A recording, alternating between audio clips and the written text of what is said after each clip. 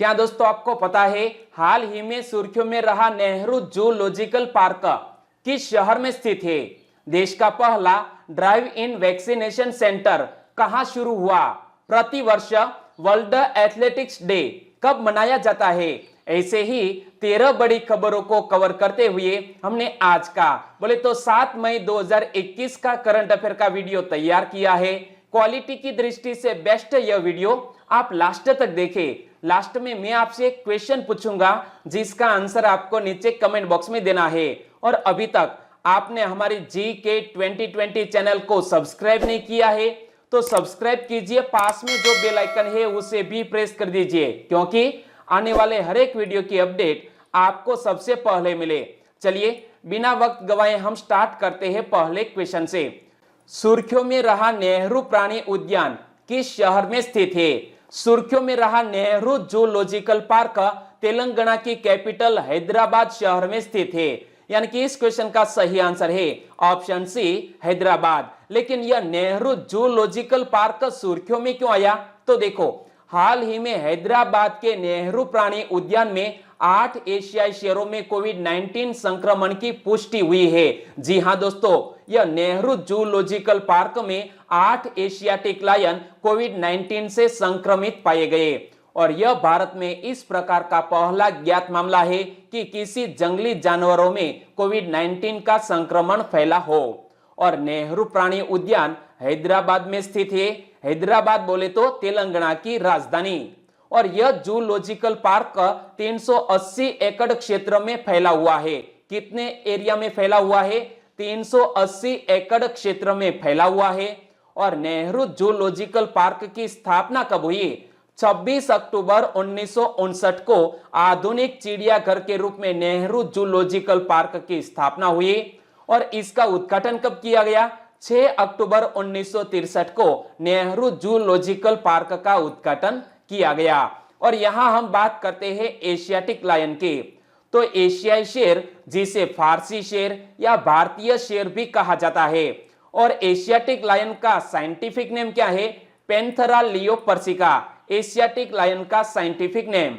और एशियाई शेर अफ्रीकी शेर की तुलना में थोड़े छोटे होते हैं। इमेज में आप देख सकते हैं यह एशियाटिक लायन अफ्रीकन लायन से आकार में छोटे होते हैं, कद में छोटे होते हैं। और दोस्तों आगे बात करें तो हमारे भारत देश में एशियाटिक लायन कहां पर पाए जाते हैं? वर्तमान में गिर राष्ट्रीय उद्यान और वन्य जीव अभयारण्य एशियाई शेर का एकमात्र निवास स्थान है। कौन? यह गिर राष्ट्रीय उद्यान। और यह किस राज्य में अवस्थित है? गुजरात में। और गुजरात वन विभाग ने वर्ष 2020 में गिर वन क्षेत्र में एशियाई शेरों की आबादी में वृद्धि दर्ज की है। यानी कि एशियाटिक लायन की संख्या में तकरीबन 29% वृद्धि दर्ज की गई है। और वर्तमान में कितने एशियाटिक लायन है?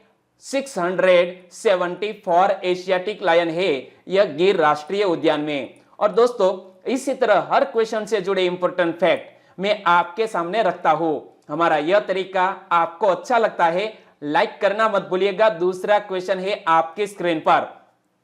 हाल ही में शुक्र ग्रह के वातावरण में कम आवृत्ति के रेडियो सिग्नल का पता किसने लगाया?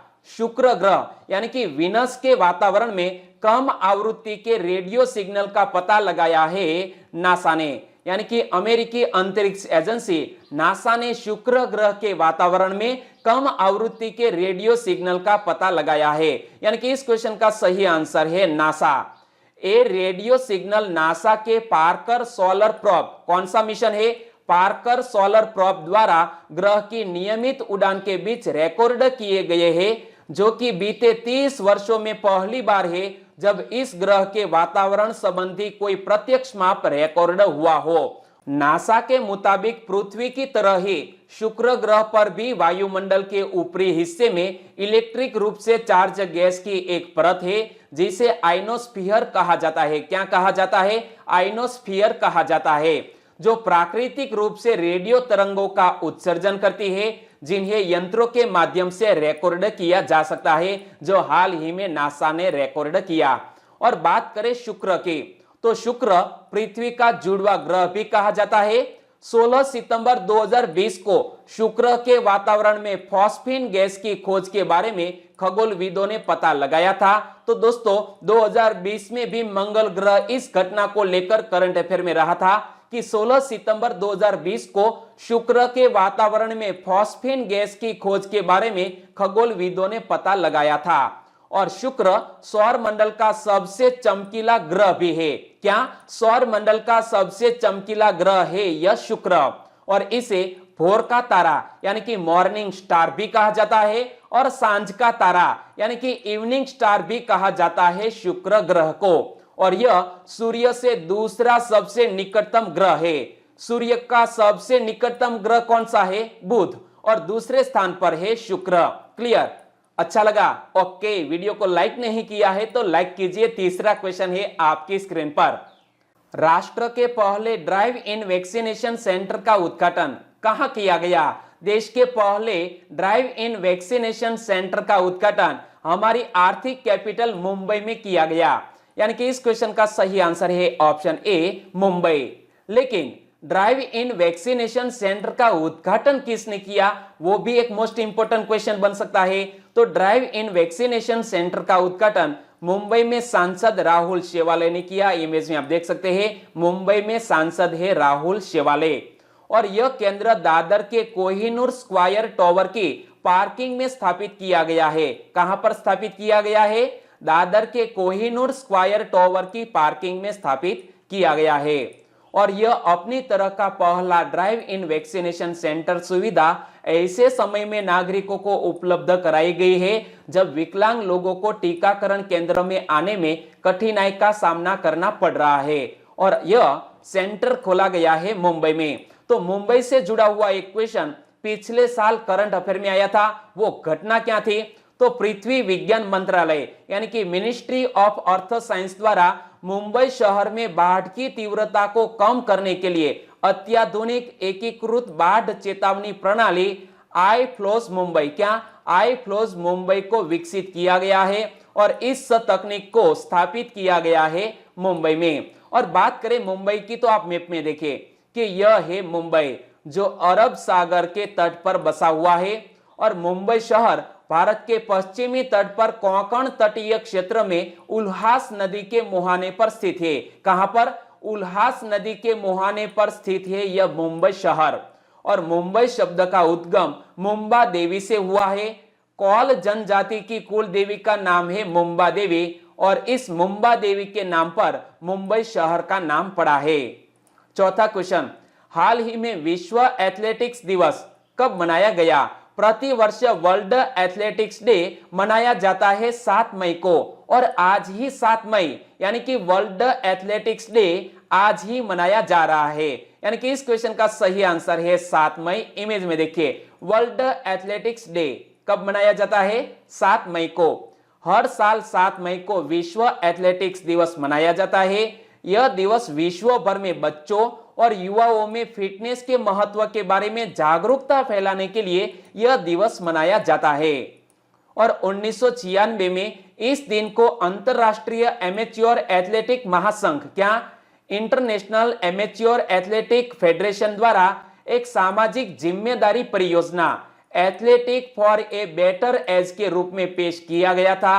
और यह दिवस मनाया जाता है कब? 7 मई को। International amateur athletic federation, short में बोले तो IAAF, जिसकी स्थापना स्वीडन की राजधानी स्टॉकहोम में 17 जुलाई 1912 को हुई। और 2001 में इंटरनेशनल एमेच्योर एथलेटिक फेडरेशन का नाम बदल दिया गया और नाम बदलकर international association of athletic federations, क्या international association of athletics federations किया गया है। और आगे बात करते हैं अब 5वें क्वेश्चन की। चेकमेट कोविड पहल क्यों शुरू की गई है? चेकमेट कोविड पहल महामारी से प्रभावित चेस समुदाय की मदद के लिए शुरू की गई है। यानी कि इस क्वेश्चन का सही आंसर है ऑप्शन बी, महामारी से प्रभावित चेस समुदाय की मदद के लिए यह चेकमेट कोविड पहल शुरू की गई है। तो इस विचार से न केवल वित्तीय सहायता के माध्यम से कोविड से प्रभावित चेस समुदाय को मदद मिलेगी, बल्कि डॉक्टरों की एक टीम भी होगी जो सही सहायता प्रदान करने के लिए 24 घंटे काम करेगी। और यहां इमेज में देख सकते हैं हमारे भारत देश के ख्यातनाम चेस प्लेयर। और यहां ऑल इंडिया चेस फेडरेशन के बारे में भी हमें जानकारी होनी चाहिए। तो ऑल इंडिया चेस फेडरेशन के वर्तमान अध्यक्ष कौन बने हैं? संजय कपूर। इमेज में आप देख सकते हैं हाल ही में बने हैं ऑल इंडिया चेस फेडरेशन के अध्यक्ष। नाम क्या है? संजय कपूर। और ऑल इंडिया चेस फेडरेशन का मुख्यालय कहां पर स्थित है? चेन्नई में। और इस फेडरेशन की स्थापना कब हुई? 1951 में ऑल इंडिया चेस फेडरेशन की स्थापना हुई। तो इतने फैक्ट आपको याद रख लेने चाहिए। छठा क्वेश्चन, अक्टूबर फेस्ट किस देश में मनाया जाने वाला एक वार्षिक त्योहार है? अक्टूबर फेस्ट जर्मनी देश में मनाया जाने वाला एक वार्षिक त्योहार है, लेकिन कोविड-19 के चलते हाल ही में इस फेस्टिवल को रद्द कर दिया है जर्मनी देश ने। अक्टूबर फेस्ट क्या है? यह 16 से 18 दिनों का त्योहार है जो सितंबर अक्टूबर के महीने में मनाया जाता है। और इस समारोह में दुनिया भर के 6 मिलियन से अधिक लोग भाग लेते हैं। कितने? 6 मिलियन से अधिक लोग भाग लेते हैं। और इतनी ज्यादा भीड़ कोविड-19 का संक्रमण फैलने के लिए एक बहुत बड़ा कारण बन सकती है, और इसीलिए यह जर्मन सरकार ने रद्द कर दिया है। और इस त्योहार को यानी कि अक्टूबर फेस्ट को स्थानीय रूप से डी वाइजन कहा जाता है। और यह त्योहार बेवेरियन संस्कृति का एक हिस्सा है।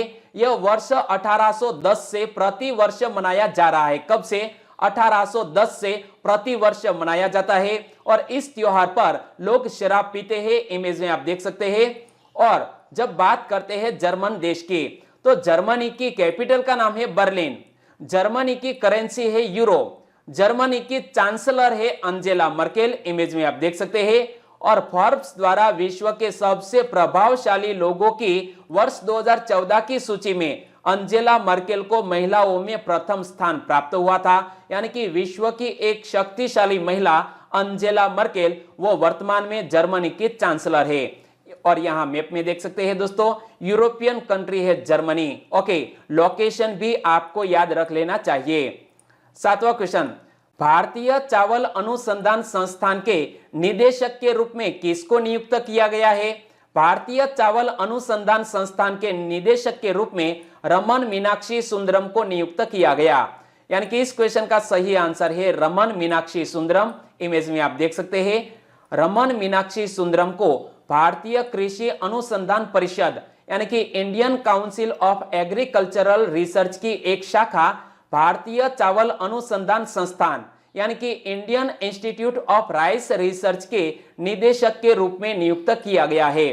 तो हमको याद रखना है कि Indian council of agricultural research की एक शाखा है यह Indian institute of rice research, जिसके निदेशक बन गए हैं रमन मीनाक्षी सुंदरम।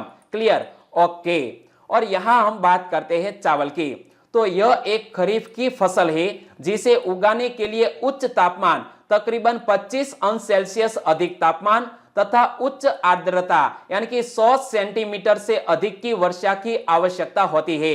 और पश्चिम बंगाल के किसान चावल की 3 किस्मों का उत्पादन करते हैं जिन्हें औस, अमन और बोरो कहा जाता है।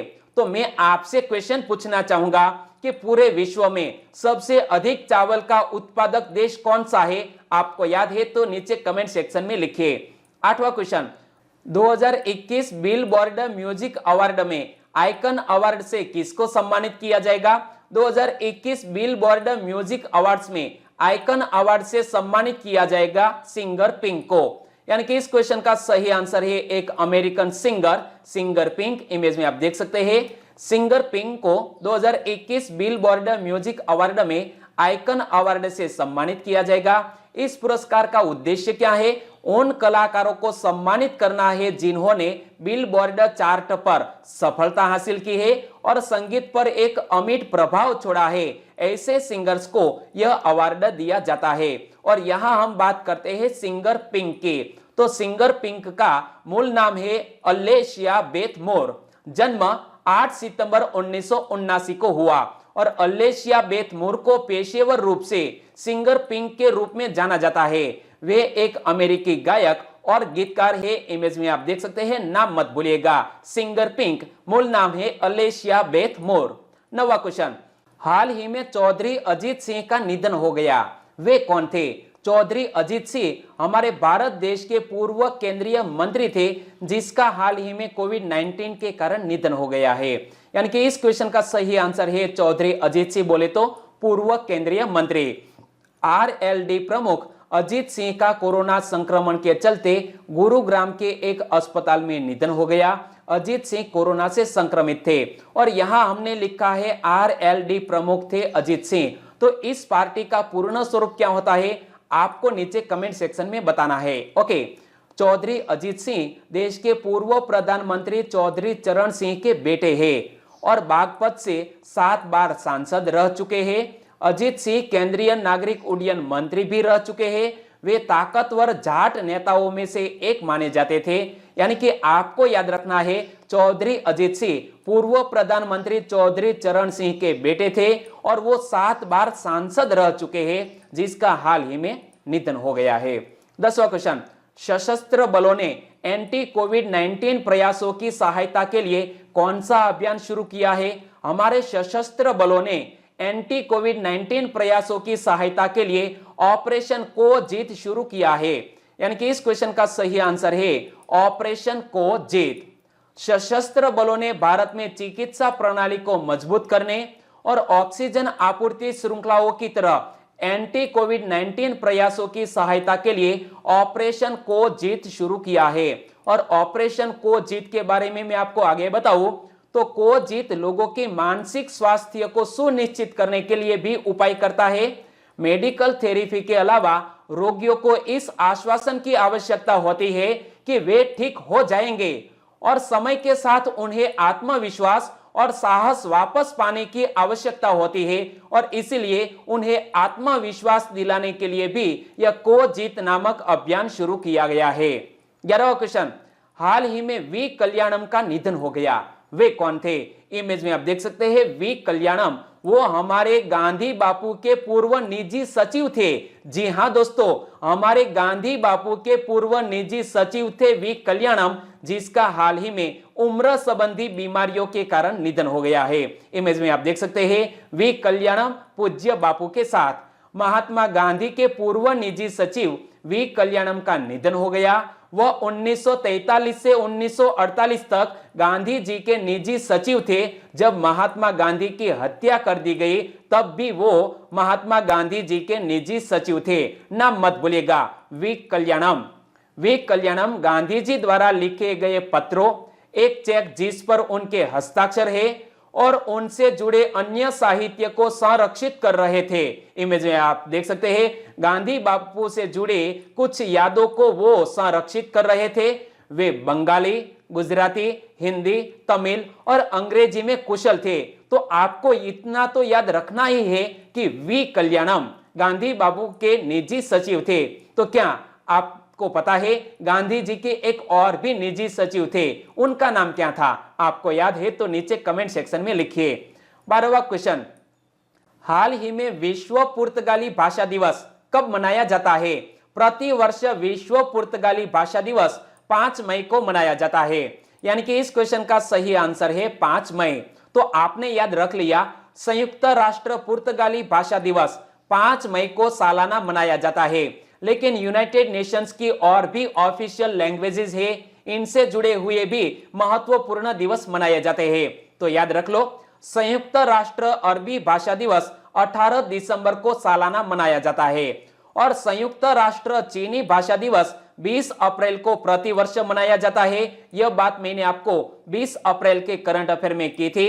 और भी इंपॉर्टेंट डे है, उनके बारे में बताऊं तो अंग्रेजी भाषा दिवस 23 अप्रैल को प्रतिवर्ष मनाया जाता है और 6 जून को संयुक्त राष्ट्र रूसी भाषा दिवस मनाया जाता है और संयुक्त राष्ट्र फ्रेंच भाषा दिवस सालाना 20 मार्च को मनाया जाता है और संयुक्त राष्ट्र स्पेनिश भाषा दिवस प्रति वर्ष 23 अप्रैल को मनाया जाता है। और यह स्पेनिश भाषा दिवस के बारे में भी मैंने आपको बताया था। तो आपको इतने सारे फैक्ट एक क्वेश्चन से जुड़े हुए मैंने आपको बताए, कैसा फील हो रहा है?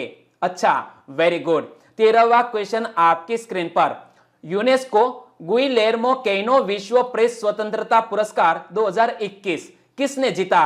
यूनेस्को गुइलेर्मो कैनो विश्व प्रेस स्वतंत्रता पुरस्कार 2021 जीत लिया है मारिया रेसा ने। यानी कि इस क्वेश्चन का सही आंसर है ऑप्शन बी, मारिया रेसा। इमेज में आप देख सकते हैं मारिया रेसा को यूनेस्को गुइलेर्मो कैनो विश्व प्रेस स्वतंत्रता पुरस्कार के 2021 पुरस्कार विजेता के रूप में नामित किया गया है। $25,000 का पुरस्कार यूनेस्को के अनुसार विशेष रूप से खतरे की स्थिति में प्रेस स्वतंत्रता की रक्षा या संवर्धन में उत्कृष्ट योगदान को मान्यता देता है। और जिस महानुभाव के नाम पर इस पुरस्कार का नाम रखा गया है, इमेज में इस महानुभाव को देख सकते हैं। इस पुरस्कार का नाम कोलंबियाई पत्रकार गुइलेर्मो कैनो इसाजा के नाम पर रखा गया है। इमेज में आप देख सकते हैं, नाम मत भूलिएगा, गुइलेर्मो कैनो इसाजा। यूनेस्को ने मारिया रेसा के एक पत्रकार के रूप में 3 दशक के करियर का हवाला देते हुए एशिया के लिए CNN के प्रमुख खोजी रिपोर्टर के रूप में और फिलीपीन ब्रॉडकास्टर ABS-CBN के समाचार प्रमुख के रूप में उनके काम को शामिल किया है। इसी को देखते हुए मारिया रेसा को यह पुरस्कार प्राप्त हुआ है। और अब बात करते हैं लास्ट वीडियो के क्वेश्चन की। लास्ट वीडियो में मैंने आपसे क्वेश्चन पूछा था, दुनिया के पहले जियो नेविगेशन स्कूल की शुरुआत कहां हुई? दुनिया के पहले जियो नेविगेशन स्कूल की शुरुआत रूस की कैपिटल मॉस्को में हुई। यानी कि इस क्वेश्चन का सही आंसर था मॉस्को। लगभग सभी दोस्तों ने इस क्वेश्चन का सही आंसर दिया है। बहुत से सब्सक्राइबर फ्रेंड ने इसके बारे में डिटेल में लिखा और आपसे भी मैं बोलना चाहूंगा कि आप भी डिटेल में लिखा करो। एक बार आप लिख देंगे फिर आप उसे कभी नहीं भूलेंगे। हमारे कुछ सब्सक्राइबर फ्रेंड में से एक है नमन गुप्ता। उन्होंने लिखा है कि YouTube पर बहुत सारे चैनलों पर सिर्फ मैं आपके चैनल से पढ़ना अच्छा लगता है क्योंकि आप फैक्चुअल चीजें बहुत बताते हैं। तो हमारा भी यह प्रयास रहता है नमन जी कि हम ज्यादा से ज्यादा इंपॉर्टेंट फैक्ट आपको बताए, क्योंकि एग्जामिनेशन के पॉइंट ऑफ व्यू से यह फैक्ट कई बार एग्जामिनेशन में पूछ लिए जाते हैं। नीलोफर मीर, हैरी आसोडिया फ्रॉम गुजरात जूनागढ़ से, सिसोदिया प्रदीप से आपका आंसर बिल्कुल सही। हमारे और भी सब्सक्राइबर फ्रेंड है, इनमें से एक है उमा सैनी। उमा सैनी की वीडियो देखने की शुरुआत राधे राधे गुरुजी कमेंट से होती है, बहुत बढ़िया। तो प्रतिमा जूरी पहली बार हमारे साथ जुड़ चुकी है, आपका आंसर बिल्कुल सही और हमारी चैनल में आपका स्वागत है। प्रहलाद फतेपुरा और कीर्तन प्रजापति ने इसके बारे में डिटेल में बताया। सुलेंद्र नायक वो झारखंड से बिलोंग करते हैं, आपका आंसर भी बिल्कुल सही है। हमारे 2 और सब्सक्राइबर फ्रेंड है, इनमें से एक है सागर चावड़ा। सागर चावड़ा ने आंसर गुजराती में दिया है और उन्होंने लिखा है कि सर जी के 2020 ना वीडियो જોવાની અને તૈયારી કરવાની ખૂબ મજા આવે છે, खूब खूब धन्यवाद सर। तो आप हमें मोटिवेशन करते हैं, तो आपको भी थैंक यू सो मच। और राधेश्याम सोलंकी आपका आंसर बिल्कुल सही और उन्होंने यहाँ रूस के बारे में डिटेल में बताया, बहुत बढ़िया। चलिए आज के वीडियो का क्वेश्चन ए रहा स्क्रीन पर। डायनासोर के अवशेष मिलने वाला पूर्वोत्तर का पहला राज्य कौन बना?